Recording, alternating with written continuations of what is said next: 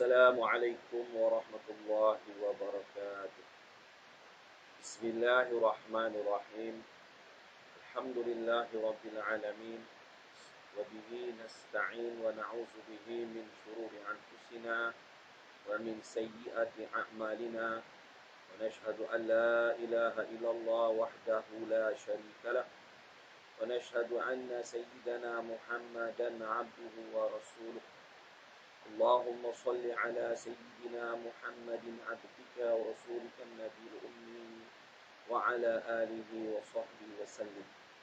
سبحانك لا علم لنا إلا ما علمتنا إنك أنت العليم الحكيم. رب اشرح لي صدري ويسر لي أمري واحلل عقدة من لساني يفقه قولي. لا إله إلا أنت سبحانك إنا كنا من الظالمين. لا إله إلا أنت سبحانك إنا كنا من الظالمين. لا إله إلا أنت سبحانك إنا كنا من الظالمين. إلهنا أنت مقصودنا ورضاك مطلوبنا. أعطنا محبتك ومعرفتك يا الله. Alhamdulillah wa syukurillah yang dikasihi dan dihormati pihak pentadbir Surau An-Nur Bandar Seremban Selatan.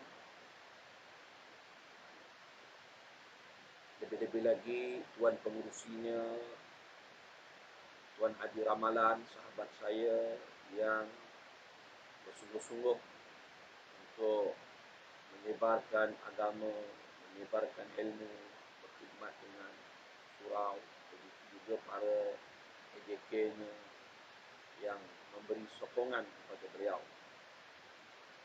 Seterusnya para pencinta ilmu yang sentiasa mengikuti kuliah online yang dianjurkan oleh pihak Surau An-Nur Bandar Seremban Selatan.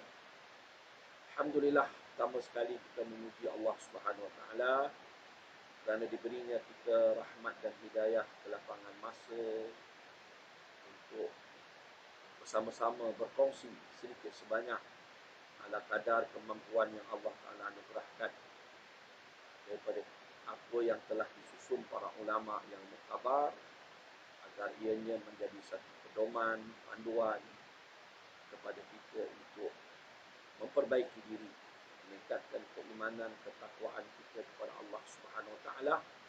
Semoga dengan itu Allah Subhanahu Wa Taala memberilah kepada kita keselamatan di dunia dan di akhirat. Bukan setakat kita, tetapi termasuklah ahli keluarga kita, ibu dan ayah kita, guru-guru kita, muslimin dan muslimat. Mudah-mudahan program kuliah online ini menjadi salah satu asbab untuk Allah Ta'ala menyebarkan hidayahnya di seluruh muka bumi ini. Jadi pada kali ini kita akan baca kitab Syarhus Salikin juzuk ketiga yang masih berkaitan dengan keajaiban hati yang disusun oleh Syekh Abdul Samad Palimbani mengikut kefahaman Syekh ataupun Hujatul Islam Imam Al-Ghazali rahimahullah ta'ala. Jadi sebelum kita memulakan kuliah ni, sukalah saya memperingatkan kepada para pencinta ilmu. Jadi saya ni mewakili. Jadi pihak pengurusi minta saya mewakili bagi pihak kuliah online Bandar Surau An-Nur Bandar Spring Hill. Jadi agar dapat sama-sama menyumbang sedikit sebanyak ala kadar melalui bus ataupun akaun bank Islam yang tertera dalam video ni lah. Dan juga mereka berhajatlah pihak penganjur, kalau boleh tuan-tuan atau puan-puan pencinta ilmu, tolong kongsikanlah. Kita guna bahasa Melayu lah, kongsi lah. Bahasa Inggeris, kita share lah video. Bukan sekadar video kuliah saya, tapi video yang disampaikan oleh para asatiz, para ustaz-ustaz yang lain, atas platform kuliah online bandar, kuliah online Surau An-Nur Bandar Seremban Selatan. Mudah-mudahan kita mendapat manfaat daripada perkongsian kita dan Allah Ta'ala memberilah ganjaran yang banyak. Amin. Bismillahirrahmanirrahim. Qala musannif rahimahullahu ta'ala wa nafa'ana bi ulumihi fid dharain. Amin.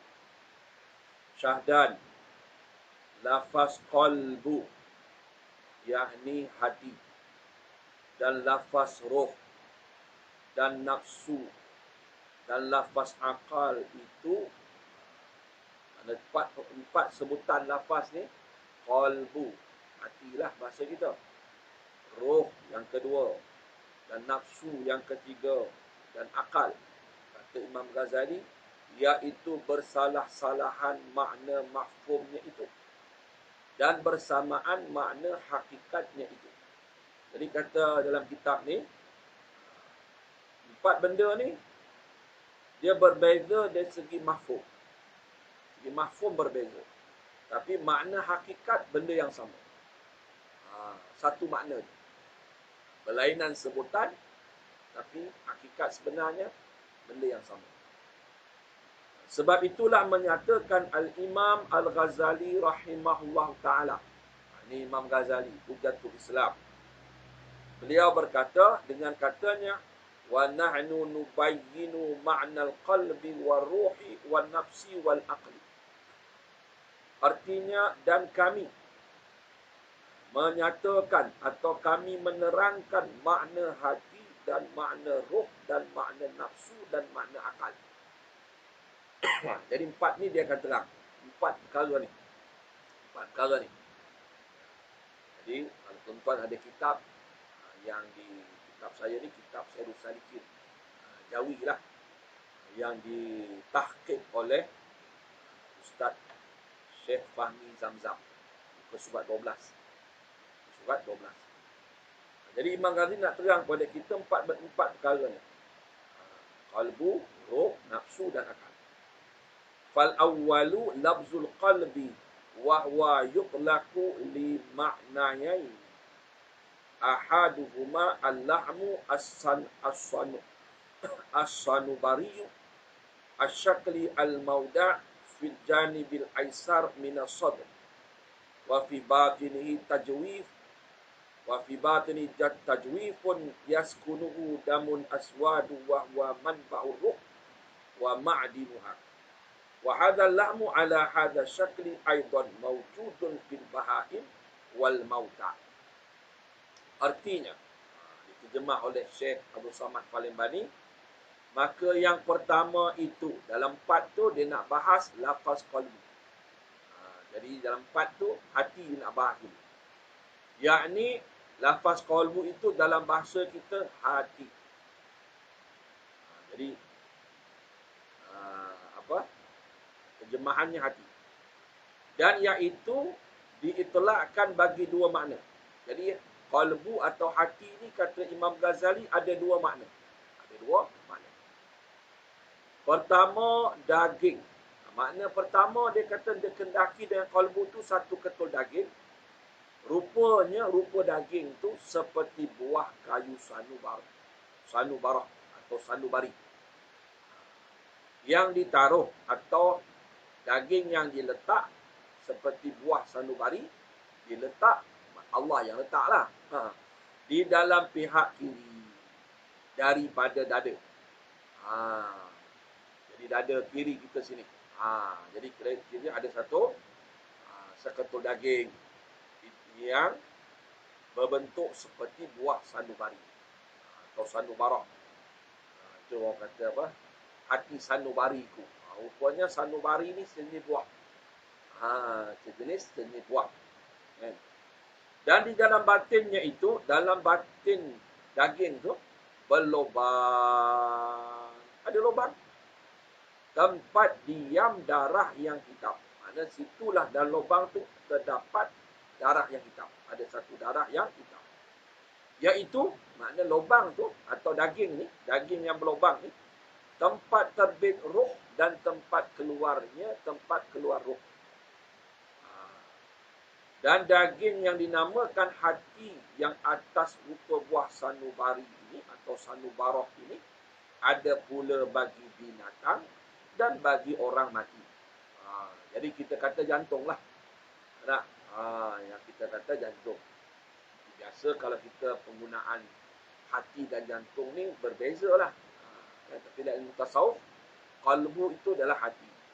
Jadi penggunaan kita, jantung ayam lain, hati ayam lain. Hati lain, jantung lain. Tapi dia kendaki qalbu di sini adalah hati. Ataupun kita kata jantung. Si jantung hati. Betul jugalah. Si jantung hati. Ada lagu tu, si jantung hati. Okey. Jadi dalam daging atau jantung, kita kata jantung tu, hati jantung, jantung hati tu, dalam dia berlubang, letak sebelah kiri dada. Dalam jantung tu ada lubang, lepas tu ada darah hitam. Dan jantung itulah tempat terbit keluarnya roh. Maknanya bila dia pump keluar masuk darah tu, roh kita akan mengalir dalam badan. Jadi roh ni, dia punya tempat terbit keluar masuk dan tu dalam jantung lah. Bila jantung tu berhenti, matilah orang tu. Matilah orang tu kan. Itu cara fitrahnya begitulah. Okey, jadi jantung ni yang buah yang berupa seperti buah sanubari ni, daging yang seperti rupa sanubari ni, dia kata binatang pun ada, orang mati pun ada. Jantung lah. Binatang ada, orang mati pun ada. Ini makna yang pertama. Jadi makna yang pertama tu dia kata jantung. Daging. Boleh tengok, boleh pegang, boleh lihat. Dan jantung itulah pada malam Isra' Mi'raj, Nabi SAW sebelum naik burak tu, Jibril AS turun dengan beberapa malaikat, belah dada Rasulullah SAW, bawa keluar jantung. Kan, dibawa keluar jantung, lepas tu dibelah jantung, dikeluarkan darah hitam. Jadi kata Jibril, inilah tempat habuan syaitan. Darah hitam habuan syaitan. Okey. Kan? Kemudian dibuang, dibersih dengan air zam-zam 3 kali. Maka dimasukkanlah iman, ilmu, sebagainya dalam jantung Rasulullah. Kemudian dijahit balik, letak balik. Bersihkan jantung tu. Jadi bila bersih jantung tu, maka roh pun bersih lah. Okay. Jadi terang balik. Wal ma'na tsani wa huwa latifatun rabbaniyatun ruhaniyatun laha bihadzal lahmi ittasalun ma wa hadhihi al-latifah hiyal alimah billah al-mudrikah lima laisa yudrikuhu al-khayal wal wahmu wa huwa haqiqatu ruh wa huwa haqiqatu ruhil insan wa huwa al-mukhatab wa ila hadzal ma'na al-isyarah bi qaulihi ta'ala inna fi dzalika la dzikra liman kana lahu qalb. Artinya, dan makna yang kedua itu, makna hati yang kedua, iaitu latifah rabbaniyah ruhaniyah. Dia bukan lagi dah hati. Dia kata latifah rabbaniyah ruhaniyah. Yakni iaitu jisim yang halus. Mana satu bentuk benda yang halus. Dan latifah ni maknanya jisim yang halus, bentuk yang halus, yang dibangsakan kepada Tuhannya, yang disandar, yang dihubungkan kepada Tuhan. Ya tak? Makna itulah yang makna yang kedua. Iaitulah dia kata latifah rabbaniyah rohaniyah ni, jisim yang halus yang dibangsakan kepada Tuhan, yang dihubung kaitkan kepada Tuhan, iaitulah hakikat roh manusia. Itulah hakikat roh manusia. Seperti firman Allah Ta'ala, Qulir ruhu min amri rabbi. Artinya kata olehmu, ya Muhammad SAW, roh itu perbuatan Tuhanku. Ataupun roh itu daripada urusan Tuhanku. Itu dia kata, apa namanya? Latifah, Rabbaniyah, Rohaniyah. Rabbaniyah itu ketuhanan. Sebab dalil dia, Qulir ruhu min amri rabbi. Katakanlah ya Muhammad SAW, bila orang Yahudi tanya Rasulullah tentang roh tu, jadi jawapannya, ruhu min amri rabbi. Roh itu daripada urusan Tuhan. Okey. Dan adalah baginya, bagi roh latifah robaniah ni, berhubung dengan daging yang bernama hati sanubari itu. Dia ada kaitan besar, berhubung dengan hati sanubari, dia berkaitan. Dan adalah hati yang bernama latifah robaniah ini, iaitu yang mengetahui akan Allah. Dialah yang mengenal Allah. Yang mendapat ia bagi barang yang tiada mendapat akan dia oleh khayal dan waham. Jadi, hati latifah robaniah ini ada hubung kait dengan jantung. Nah, dan kata Imam Ghazali, roh latifah robaniah ni, latifah robaniah rohaniah ni, inilah yang mengenal Allah. Dialah yang mengenal Allah. Dan dia mengenal Allah Ta'ala bukan dengan cara khayal. Khayal lah. Dia dapat cara hakikat. Dan bukan dengan cara waham. Waham ni sangkaan, andaian, agak-agak.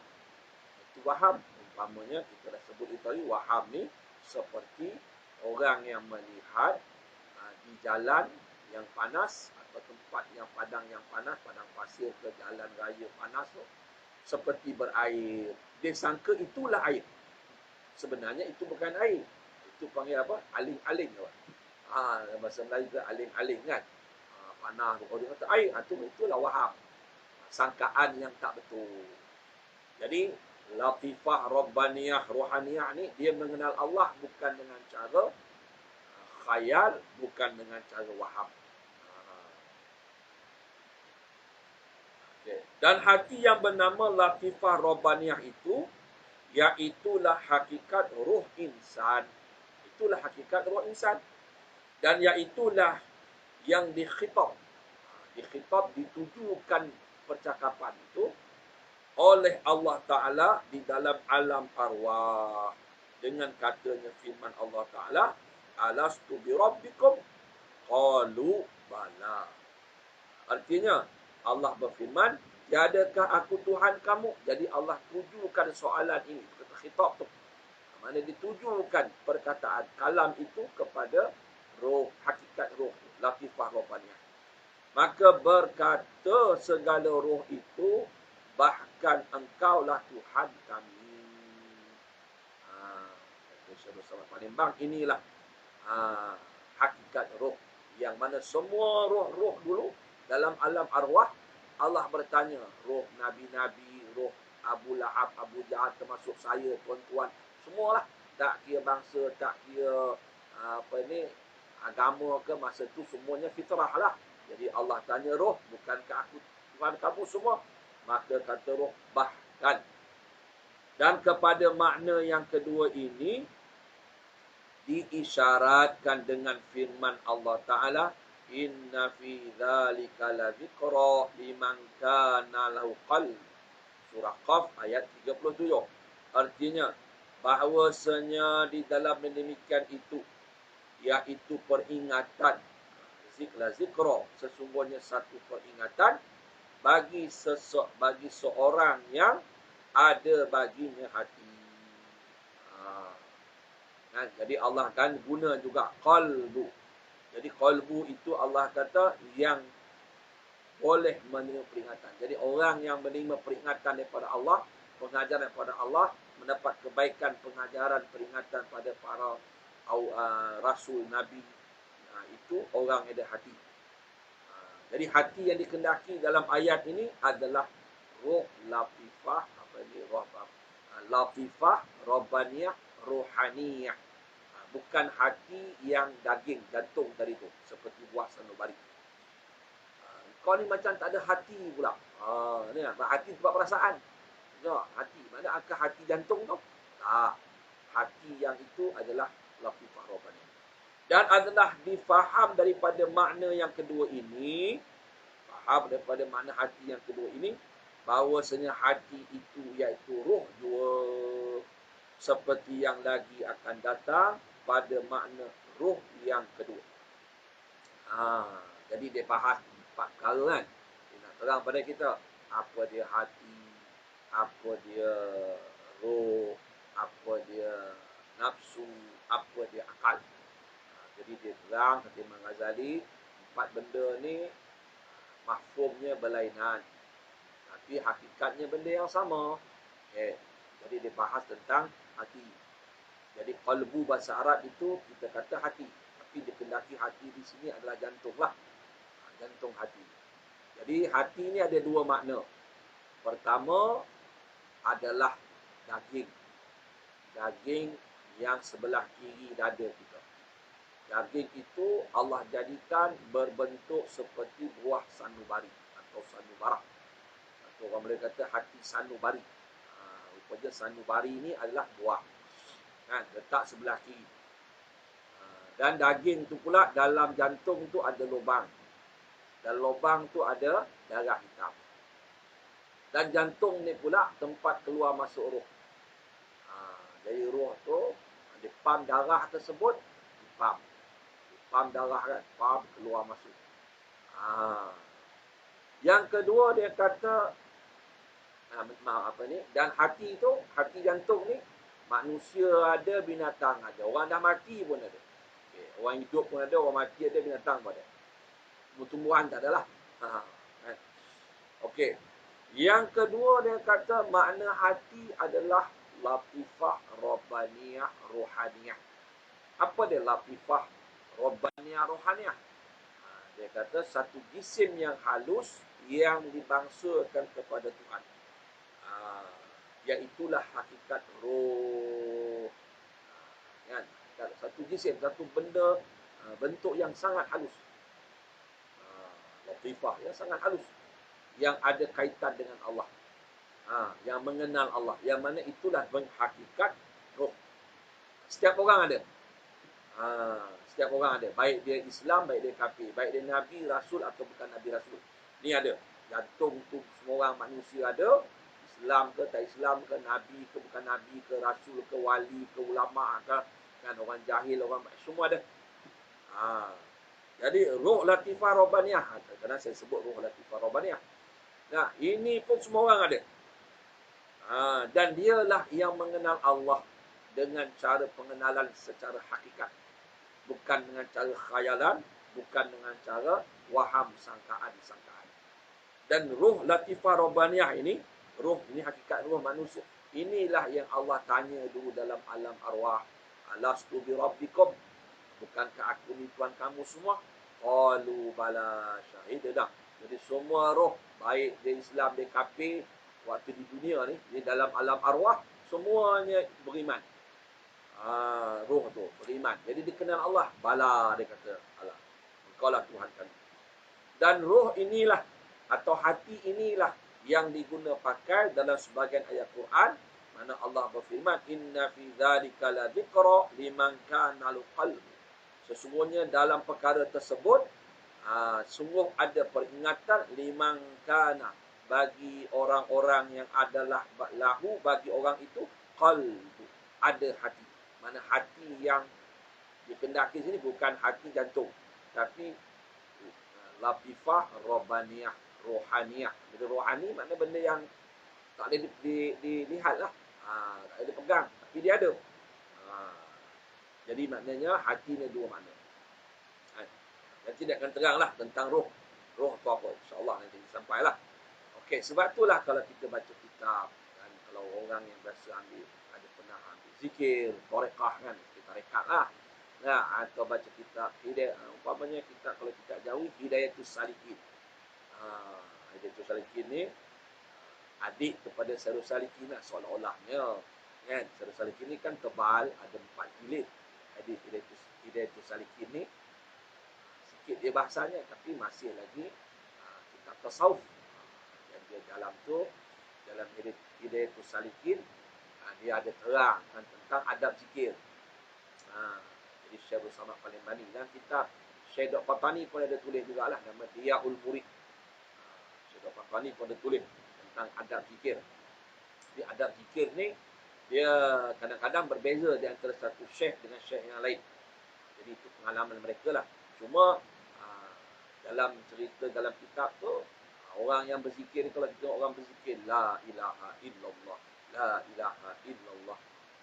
Kan? Jadi dia sebut la ilaha illallah. Illallah tu dia apa ni, hentak sebelah kiri. La ilaha illallah.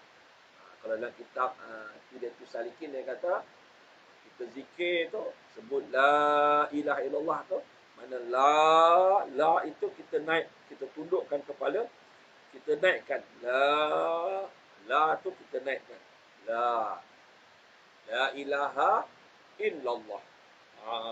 La ilaha illallah, la ilaha illallah. Ini satu kifiat, satu cara.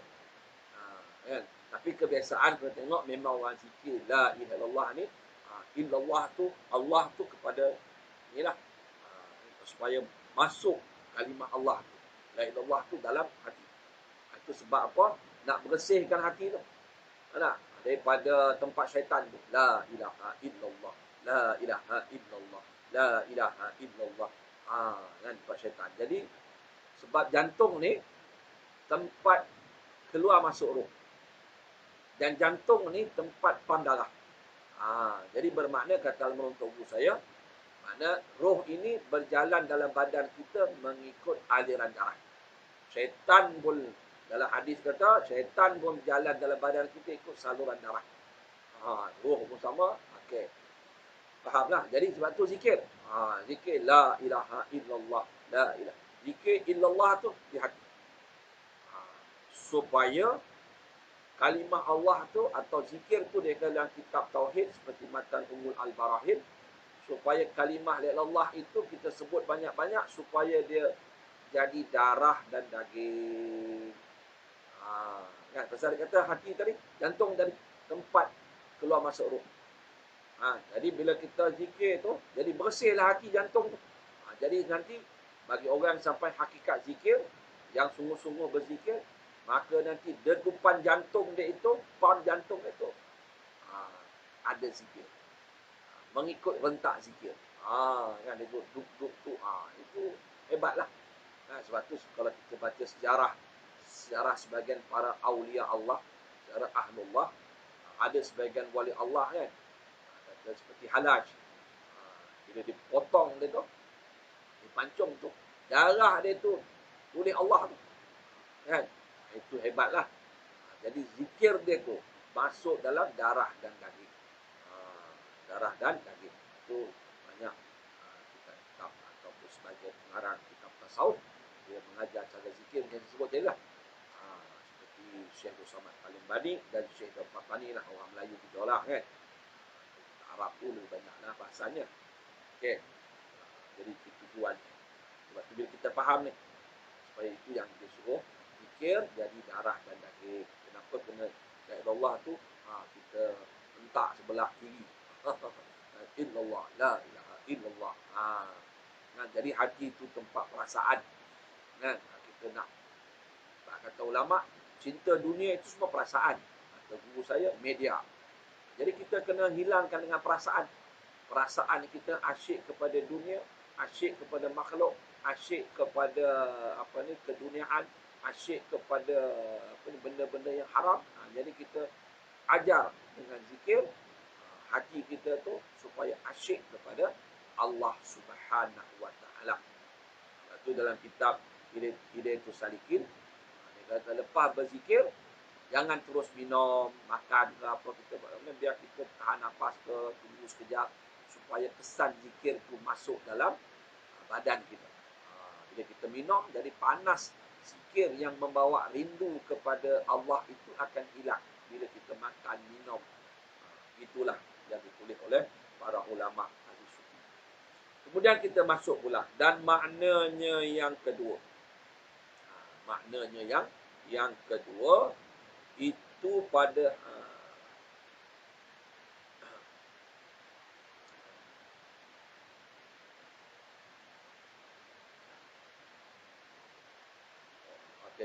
mana silap roh. Dia kata roh, hati ada dua makna. Hati ada dua makna. Ulang balik lah. Silap. Silap apa? Silap cakap. Dan adalah dipaham daripada makna yang kedua ini, makna hati yang kedua itu roh, hakikat roh, bahawa hati itu iaitu roh jua. Jadi satu makna jantung, satu lagi maknanya roh. Seperti yang lagi akan datang pada makna roh yang kedua. Jadi dia akan bicara, akan datang bahagian yang kedua tentang hakikat roh. Dan maknanya yang kedua itu, makna hati yang kedua itu, yang panggil latifah robbaniyah rohaniyah, itu pada hakikatnya satu dua. Jadi, okey. Latifah robbaniyah rohaniyah, dalam roh pun ada latifah robbaniyah rohaniyah. Dalam nafsu pun ada latifah robbaniyah rohaniyah. Dalam akal pun ada latifah robbaniyah rohaniyah. Ada empat ni. Jadi latifah robbaniyah rohaniyah ni benda yang sama. Cuma satu lagi makna berbeza. Hati ada makna jantung. Roh tu nanti pun secara basicnya saya teranglah. Roh ni pun ada dua. Satu roh dipanggil roh haiwaniyah. Mana roh nyawa. Roh nyawa kan. Itu binatang pun ada. Lepas tu roh haiwan. Roh panggil roh haiwaniyah. Itu binatang. Kalau keluar mati. Satu lagi makna roh adalah latifah robbaniyah rohaniyah. Yang tu sama dengan makna hati yang kedua tadi. Juga nafsu. Nafsu ni ada makna latifah robbaniyah. Itu sama je dengan makna hati yang roh, latifah robbaniyah rohaniyah. Akal pun begitu juga. Jadi insya-Allah pada sesi yang akan datang kita akan bicarakan sedikit sebanyak. Jadi tak boleh banyak-banyak baca. Banyak baca, banyak lupa. Saya dulu masa sekolah dulu. Yang cerita budak-budak nakal. Sekolah masa tingkatan 2 atau 3 dulu lah. Naik bas. Saya tingkatan 1, 2, 3 sekolah di Senayan. Kedah Senayan. Jadi kampung Timah Baru dia ada sekolah rendah ya. Jadi sekolah menengah tu pergilah Senayan. Jadi naik bas, namanya bas Mara, balik sekolah naik bas Mara. Nama murah saya 20 sen tambang. Okey.